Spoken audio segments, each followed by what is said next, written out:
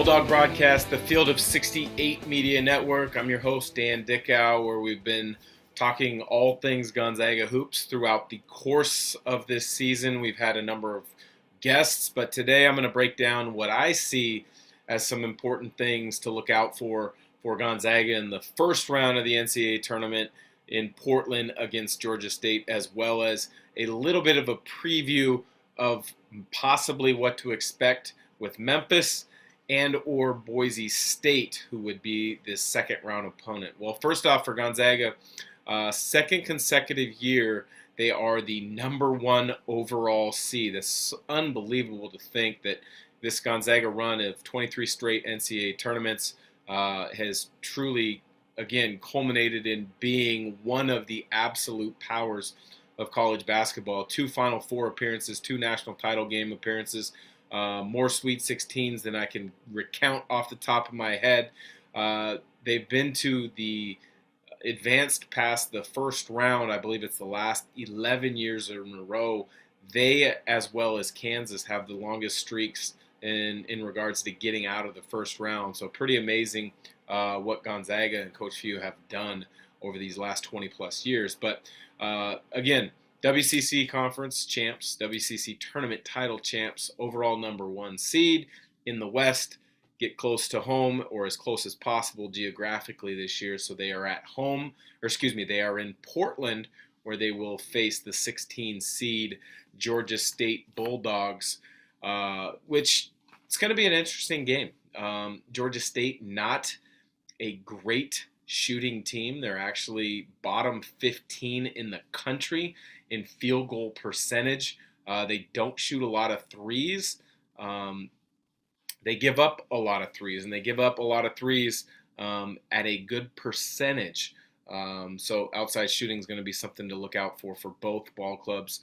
Georgia State struggles to shoot it. Gonzaga might have an opportunity to shoot it well from beyond the three-point line. So if they get somebody that gets hot, keep finding that guy, feed the hot hand, which is, with Gonzaga's continuity ball screen offense and their unselfish play, they typically do a great job of that. A couple things to look out for, though, is Georgia State does a really good job of forcing turnovers, force over 16 turnovers per game on the season. Gonzaga has done a really good job throughout the course of the year of taking care of the basketball. I mean, they've got one of the best point guards in the country in Andrew Nembhard. Rasir Bolton is more of a 2-guard, but he can handle point guard duties at times. And then, Nolan Hickman, as a freshman, I think has had a really nice year.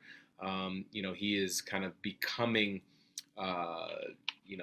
he has become a steadying influence throughout the course of the season, and he is ready to have a breakout sophomore season in my estimation. But that's for next year. This is this year. This is a deep NCAA tournament run awaiting us.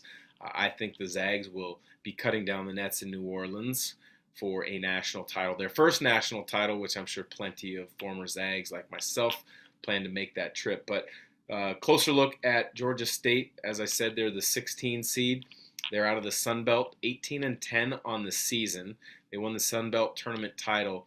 But they've been playing really well basketball as of late. They've won their last 10 games. They've won 12 of their last 13 games after a 5-game losing streak. And a lot of this has to do with their big fella getting back and getting acclimated and getting ready to go and being a big part of what they do. His Cincinnati transfer, where he spent 2 years there, 6'8" senior. I believe I'm saying his name right, Elio Sosame. He averages about 10 points a game, nearly 10 rebounds a game. So he's a big-time interior presence.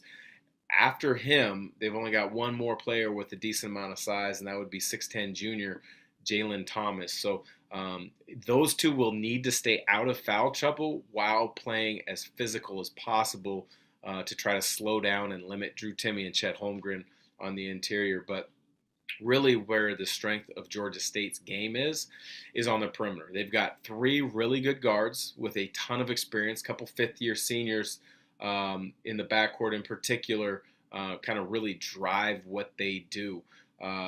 Senior guard Corey Allen is their leading scorer. He averages over 15 a game, makes over 2 threes per game. So he's really their biggest threat to shoot it and knock it down from behind the arc. Their other fifth-year senior Kane Williams averages almost 13 a game. He's more of a slasher. He does a tremendous job of getting himself to the free throw line, so he puts a lot of foul pressure on the opponent, so Gonzaga's guards have to kind of gap him, try to influence him to shoot it from the perimeter. Don't give him direct line drives, and then don't foul. Wall up, be big, be vertical, which Gonzaga's bigs have done a tremendous job of over the course of the last 5-6 years when that's become more of a focal point. And then their third backcourt guard, who is really good, is kind of a 5'10" jitterbug. He's a junior, and that's Justin Roberts. Averages 11 points per game.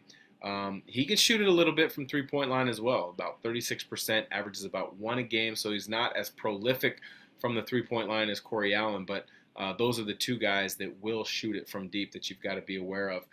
But those three guards that I mentioned, they all average around 3 assists per game, so they can all initiate offense. They can all make plays for others. But where they're really good is turning you over. Like I said, as a team, they average forced 16 turnovers a game. Those three guards each average around a steal and a half per game. So they're great using their quickness. They do a really good job of pressuring you and taking advantage of opportunities when you make a mistake with the ball. So that's the first round matchup.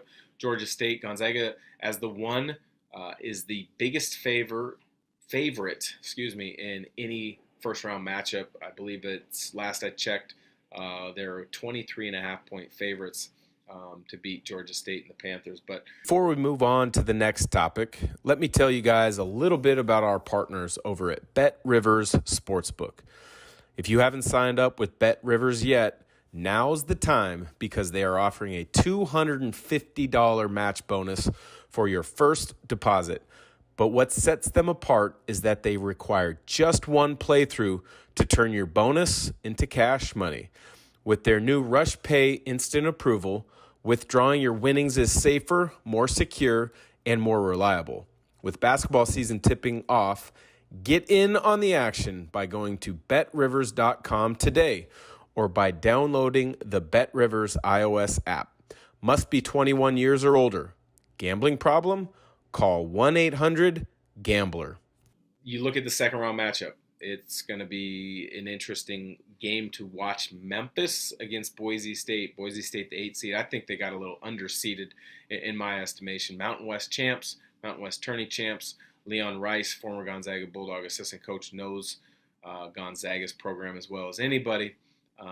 So it would be interesting to see Boise State knocking off Memphis, playing Gonzaga in that second round. But when you look at Boise State, tremendous defensive team. I'm talking unbelievably good defensively. They turn every game and every possession into a hand-to-hand combat, it seems like, when I've called their games this year.